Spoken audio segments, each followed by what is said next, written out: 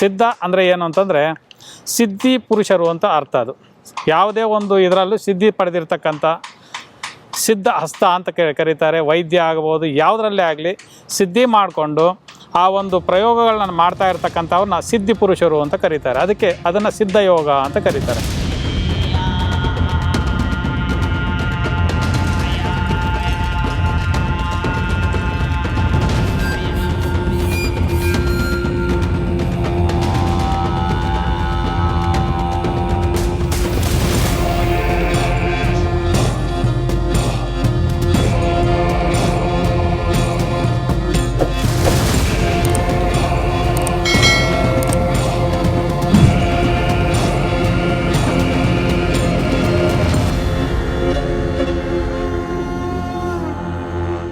ಇವತ್ತಿನ ವಿಷಯ ಏನಪ್ಪ ಅಂತಂದರೆ ನೋಡಿ, ಭಾಳಷ್ಟು ಜನಗಳು ವಿಪರೀತ ದಪ್ಪ ಆಗ್ತಾನೇ ಇರ್ತಾರೆ. ಕೇಳಿದ್ರೆ ಏನೂ ತಿನ್ನಲ್ಲ ಸರ್ ನಾವು, ಆದರೂ ದಪ್ಪ ಆಗ್ತಾಯಿದ್ದೀವಿ ಅಂತಾರೆ. ಮತ್ತು ಏನು ತಿಂತೀರಾ ಅಂದರೆ ಗೊತ್ತಿಲ್ಲ. ಕಾರಣ ಏನು ಅಂತಂದರೆ ನೋಡಿ, ತಿಂತಕ್ಕಂಥ ಆಹಾರ ಪದಾರ್ಥಗಳು ಡೈಜೆಷನ್ ಕರೆಕ್ಟಾಗಿ ಆಗ್ಬಿಡ್ಬೇಕು.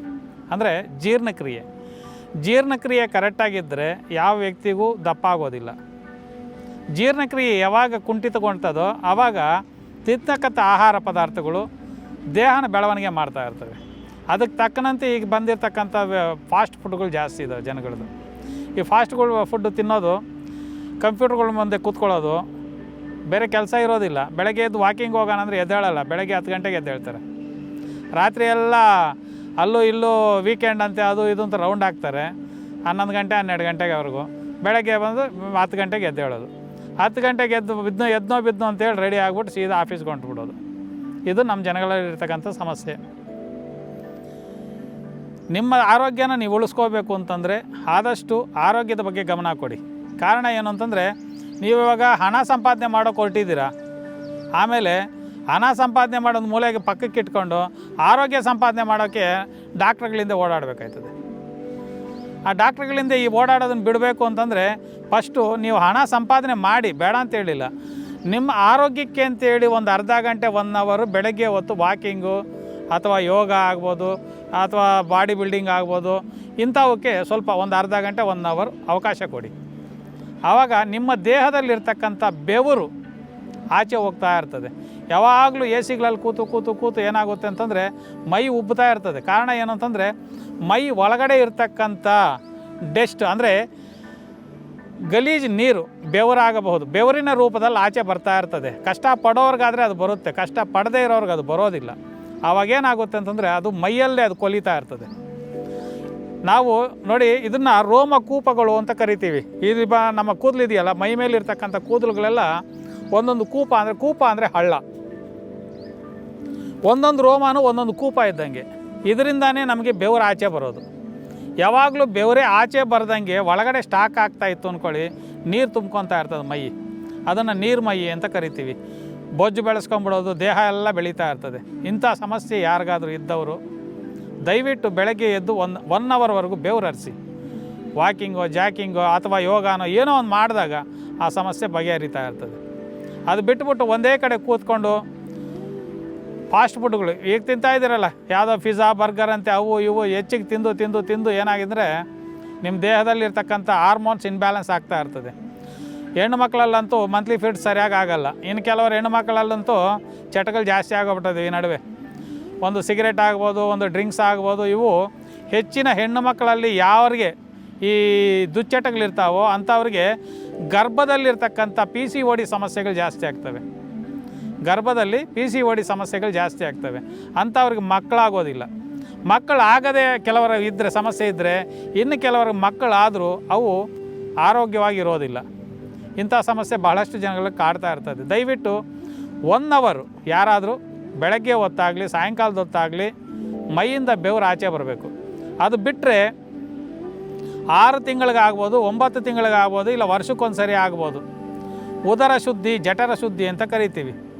ಆರೋಗ್ಯ ಇದು ಆಯುರ್ವೇದದಲ್ಲಿ ಕೆಲವು ಆಯುರ್ವೇದ ಶಾಪ್ಗಳಲ್ಲಿ ನಿಮಗೆ ಅದಕ್ಕೆ ಸಂಬಂಧಪಟ್ಟಿರ್ತಕ್ಕಂಥ ಔಷಧಿಗಳು ಸಿಗ್ತವೆ. ನಮ್ಮಂಥವ್ರ ಹತ್ರಕ್ಕೆ ಬನ್ನಿ ಅಂತ ನಾನು ಕರೆಯೋದಿಲ್ಲ.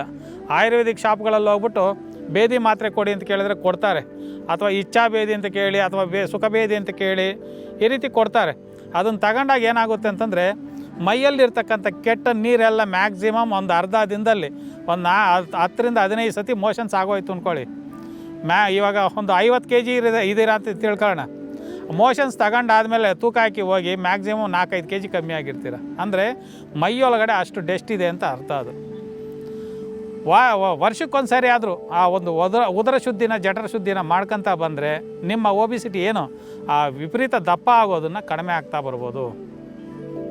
ಅದೇ ರೀತಿ ಒಳ್ಳೆ ಆಹಾರ ಪದಾರ್ಥಗಳು, ಯಾವುದು ಕೆಮಿಕಲ್ ಫುಡ್ ಇಲ್ಲದೆ ಇರ್ತಕ್ಕಂಥ ಈ ಟೇಸ್ಟಿಂಗ್ ಪೌಡ್ರ್ಗಳಾಗ್ಬೋದು ಅಥವಾ ವೆನ್ನಿಗರ್ ಆಗ್ಬೋದು, ಇವೆಲ್ಲ ಇಲ್ಲದೇ ಇರ್ತಕ್ಕಂಥ ಫುಡ್ಡುಗಳು, ಜಿಂಕ್ ಫುಡ್ಗಳೆಲ್ಲ ಆದಷ್ಟು ಕಮ್ಮಿ ಮಾಡಿ. ತುಪ್ಪ ಹೆಚ್ಚಿಗೆ ಬಳಸಬೇಕಾಗಿರ್ತದೆ. ಹಾಲು, ಮೊಸರು, ತುಪ್ಪ, ಮಜ್ಜಿಗೆ ಹೆಚ್ಚಿಗೆ ಬಳಸಿದಷ್ಟು ನಿಮ್ಗೆ ಆರೋಗ್ಯನೇ, ಇಲ್ಲ ಅಂತೇನಿಲ್ಲ. ಆದರೆ ಅದು ತಿಂದ ಕೂಡಲೇ ನೀವು ಹೋಗಿ ಮಲ್ಕೋಬಾರ್ದು. ಕೆಲವ್ರು ಏನು ಮಾಡ್ತಾರೆ ಅಂದರೆ ಚೆನ್ನಾಗಿ ಹೊಟ್ಟೆ ತುಂಬ ಮಾಂಸಾಹಾರಗಳು ತಿನ್ಬಿಡ್ತಾರೆ ಸಾಯಂಕಾಲದ ಹೊತ್ತು. ತಿಂದ ಕೂಡಲೇ ಹೋಗ್ಬಿಟ್ಟು ಮನಿಕಂತಾರೆ, ಅದು ಜೀರ್ಣ ಆಗಲ್ಲ. ಅವಾಗೇನಾಗುತ್ತೆ ಡೈಜೆಷನ್ ಸಿಸ್ಟಮ್ ಹಾಳಾಗಿ ಮಲಬದ್ಧತೆ, ಅಗ್ನಿಮಾಂದ್ಯತೆ ಇವೆಲ್ಲ ಶುರುವಾದಾಗ ಒಬಿಸಿಟಿ ಅಂದರೆ ಈ ದಪ್ಪ ಆಗೋದು ಜಾಸ್ತಿ ಆಗ್ತಾ ಇರ್ತದೆ. ಇಂಥವ್ರು ಯಾರಾದರೂ ಇದ್ದರೆ ಸ್ವಲ್ಪ ಯೋಗ ಅಭ್ಯಾಸ ಮಾಡ್ಕೊಳ್ಳಿ. ಜೀರ್ಣಕ್ರಿಯೆ ಸರಿಯಾಗಿರಬೇಕು, ಈ ಹೊಟ್ಟೆನೂ ಶುದ್ಧಿಯಾಗಿ ಇರಬೇಕು. ಇವತ್ತು ನಾನು ಒಂದು ರೆಮಿಡಿನ ನಿಮಗೆ ತೋರಿಸ್ಕೊಡ್ತೀನಿ. ಸಣ್ಣ ಆಗೋದು ಹೇಗೆ, ದೇಹ ವಿಪರೀತ ದಪ್ಪ ಆಗ್ತಾಯಿದೆ, ಅದನ್ನು ಸಣ್ಣ ಆಗೋದು ಹೇಗೆ, ಅದನ್ನು ನಿಮ್ಗೆ ನೀವಾಗ ಮಾಡ್ಕೋಬೋದು ಮನೆಗಳಲ್ಲಿ. ಮಾಡಿಕೊಂಡು ಅದನ್ನು ಒಂದು ಇದನ್ನು ಪ್ರತಿನಿತ್ಯ ತಗೊತಾ ಬಂದಾಗ ಆ ಒಂದು ಸಮಸ್ಯೆ ಏನು ಒಬಿಸಿಟಿ ಜಾಸ್ತಿ ಏನಾಗ್ತಾ ಇದೆಯೋ ಅದು ಕಡಿಮೆ ಆಗ್ತಾ ಬರ್ತೀರ. ವಿಪರೀತ ದಪ್ಪ ಆಗ್ತಾ ಇರ್ತಾರೆ ಜನ, ಅಂಥವ್ರು ಕಮ್ಮಿ ಆಗ್ತಾ ಇರ್ತೀರ.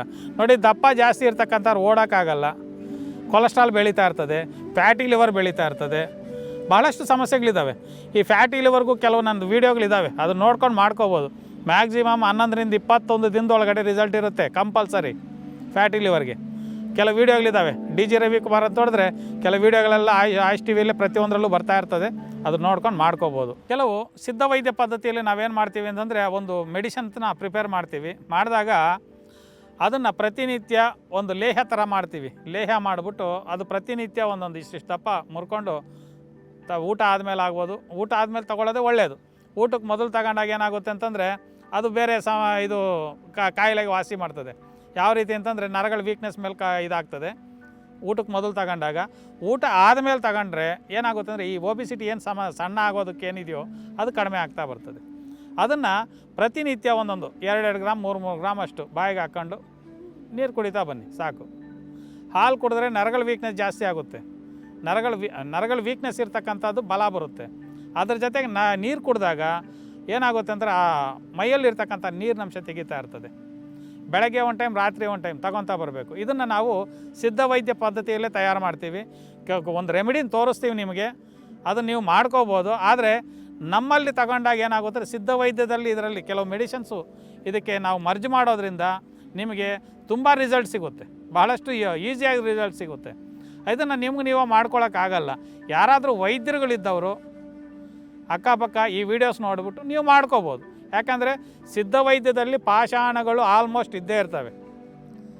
ಪಾಷಾಣಗಳು ಅಂತಂದರೆ ನಿಮಗೆಲ್ಲರಿಗೂ ಗೊತ್ತೇ ಇದೆ, ನಾವು ನವಪಾಷಾಣಗಳು ಅಂತ ಕರಿತೀವಿ. ಮೊದಲನೇದಾಗಿ ರಸ, ಇಂಗ್ಲಿಕ, ಸವೀರ, ತಾಳಕ, ಶಂಖ, ಈ ರೀತಿ ನವಪಾಷಾಣಗಳು ಬರ್ತವೆ. ಈ ನವಪಾಷಾಣಗಳಲ್ಲಿ ಕೆಲವನ್ನ ಶುದ್ಧಿಗಳು ಮಾಡಿ ಅದನ್ನು ಭಸ್ಮಗಳು ಮಾಡಿ ನೋಡಿ, ವಿಷವಾಗಿರ್ತಕ್ಕಂಥದ್ದನ್ನು ಅಮೃತವಾಗಿ ತಯಾರು ಮಾಡ್ತಕ್ಕಂಥದ್ದೇ ಸಿದ್ಧ ವೈದ್ಯ. ಅದು ಗುರುಗಳ ಅನುಭವ ಇರಲೇಬೇಕು. ಗುರುಗಳ ಅನುಭವ ಇಲ್ಲದೆ ಅವರು ಪ್ರಾಕ್ಟೀಸ್ ಮಾಡಿ ತೋರಿಸದೆ ಯಾರು ದಯವಿಟ್ಟು ಮಾಡೋಕ್ಕೆ ಹೋಗಬೇಡಿ. ಕಾರಣ ಏನಂದರೆ ಅದು ಸಮಸ್ಯೆ ಜಾಸ್ತಿ ಆಗುತ್ತೆ. ಯಾರಾದರೂ ಗುರುಗಳ ಮುಖಾಂತರ ಹೋಗಿ ಕಲಿಯೋರಿದ್ದರೆ, ಯಾರಾದರೂ ಗುರುಗಳಿದ್ದರೆ ಅವ್ರ ಹತ್ರ ಹೋಗಿ ಕಲಿತು ಆಮೇಲೆ ಬೇಕಾದ್ರೆ ನೀವು ಮಾಡ್ಕೋಬೋದು.